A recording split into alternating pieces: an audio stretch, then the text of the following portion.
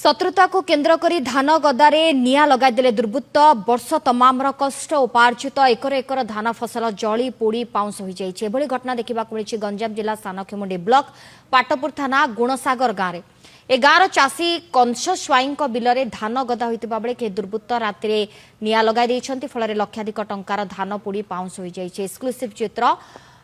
वर्ष जाकर कष्ट उपार्जित धान पोड़ी पाउंस हो जाए तेबे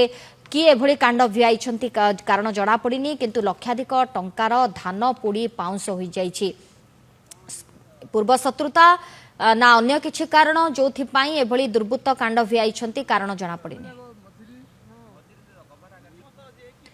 दिगपंडी रिपोर्टर कालुचरण नाहक फोन लाइन रे जोड़ी कालुचरण किए भली कांड भिआई चाषी गोटेपटे तो दुख तारि भितरे लक्षाधिक टंकार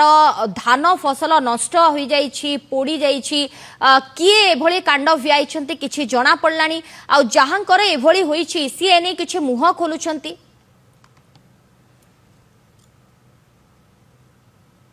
कालुचरण सुनि पारछंती मते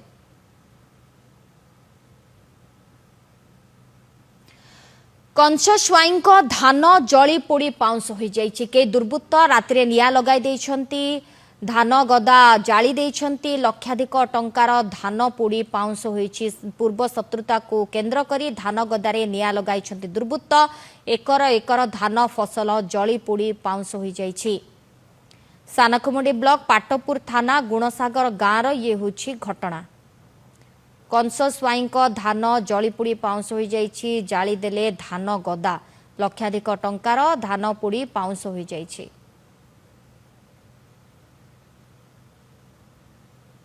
कालुचरण नाहक पुणी थे आम सहित जोड़ी कालुचरण कहुछि पूर्व शत्रुता को केन्द्र करी एभली कांड भिआई दुर्बृत्त किंतु जहांकर ये क्षति होइछि सी एने किछि कहउछंती मुह खोलुछंती देखो सोनाली जो भाव विलंबित राति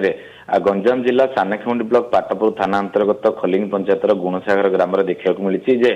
वर्ष तमाम जो कष्ट पड़ी जड़े चाषी तार धान उपार्जन करते से अमल करने समय आसी से तार धान को देखा एक एकर धान से गदा करते अमल करने निमंते किंतु विलंबित राति क्यों मैंने दुर्बृत्त मैंने निया लगे जितेबले चाषी को ग्रामवासी सूचना देते से चाषी घटनास्थल को जाकि निया को आयत्त करने पूर्व संपूर्ण धान गदाटी जलीपोड़ी पाउंस हो जाता तेरे घटनास्थल में स्थानीय प्रशासनिक अधिकारी जो देखा आरआई पहुंची तदंत कर देखा दुर्बृत्त मैंने शत्रुता करके धान गदारे निया लगे जो वर्ष तमाम अर्जित धान फसल जलीपोड़ी पाउंस हो जाए जड़े गरीब लोक रही गुणसागर कंस स्वाईं रही गरीब श्रेणी लोक धान को कालुचरण जहांकर ये क्षति हुई कंस स्वाईं कथा आपण कहउछंती से काहाकू एमती संदेह करूछंती कि किए एभली कांड भिआई थाई पारंती देखु जो देखा कंस स्वाईं सहित आलोचना करूँ शत्रुता करके